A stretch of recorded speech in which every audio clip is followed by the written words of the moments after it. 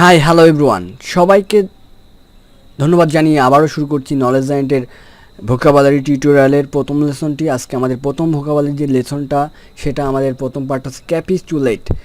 আমরা জানি ক্যাপিচুলেট মানে আত্মসমর্পণ করা, অর্থাৎ যদি আমরা মিনিংটা দেখি তাহলে হবে to surrender under certain terms, অর্থাৎ নির্দিষ্ট কিছু সত্যতে আত্মসমর্পণ করা, অর্থাৎ ক্যাপিচুলেট। আমরা আসলে দেখতে পাচ্ছেন, আমরা একটা পাশের পিকচার আমরা দেখিয়েছি, আসলে ভিজুয়ালাইজেশন করলে হয় কি এটা আসলে সহজে মনে থাকে।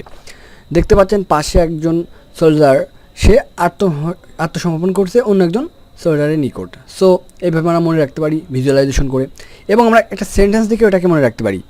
যেমন বলতে পারি the soldiers had no alternative but to capitulate to their enemies, অর্থাৎ মানে যে সৈন্যদের তাদের শত্রুদের কাছে আত্মসমর্পণ করা ছাড়া কিছুই করার ছিল না। সো এইভাবে আপনারা মনে রাখতে পারেন। এছাড়া আপনারা কিছু সিনোনিমস দেখতে পারেন। সিনোনিমসগুলো হলো surrender, give up or in, and, concede, defeat, give up the struggle. So এইভাবে আপনারা ক্যাপিচুলেট শব্দটা মনে রাখতে পারেন। তো আমাদের সেকেন্ড যে শব্দটা সেটা হচ্ছে কাউন্টারম্যান্ড মানে কোনো কিছু বাতিল করা, অর্থাৎ Reebok an order or change or retract A command, অর্থাৎ কোনো কিছু বাতিল করে দেওয়া। দেখতে পাচ্ছেন আপনারা একটা ক্রস মার্ক চিহ্ন দেখতে পাচ্ছেন।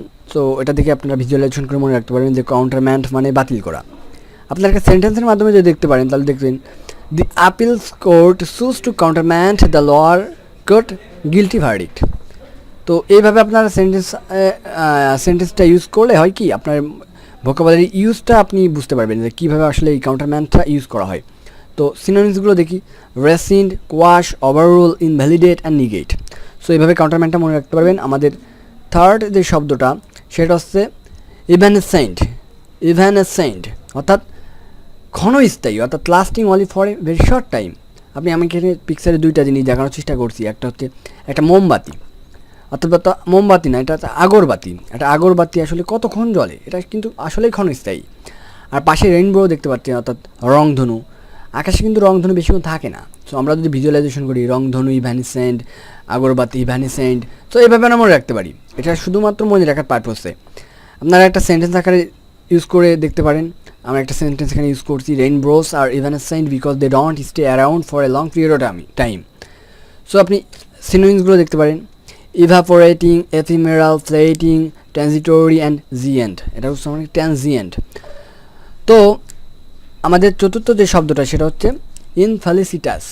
ইনফেলিসিটাস মানে ইনঅ্যাপ্রোপ্রিয়েট, অর্থাৎ অযথাযথ, অনুপযোগী।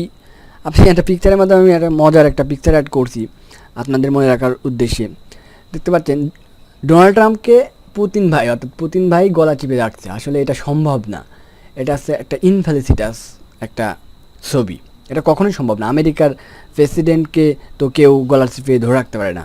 সো এটা আপনারা মনে রাখতে পারেন এই ছবি ভিজুয়ালাইজেশন করে। ইনফেলিসিটাস মানে ইনঅ্যাপ্রোপ্রিয়েট। আমরা সেন্টেন্স আকারেও এখানে দেখতে পারি, how dare you make an infelicitous comment about the pregnant woman weight. এভাবে আমরা মনে রাখতে পারি।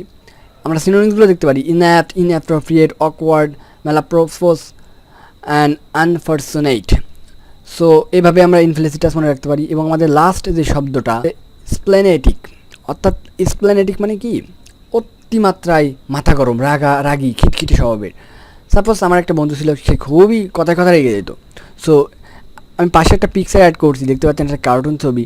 সে এতটাই স্প্লেনেটিক যে তার ল্যাপটপ মোবাইল সব আছাড় মারার পরে সে মানে তার রাগান্বিত যে মনোভাবটা সে দেখাচ্ছে। সো এটারও অর্থ হচ্ছে এক্সট্রিমলি অ্যাংরি অর অ্যানয়েড।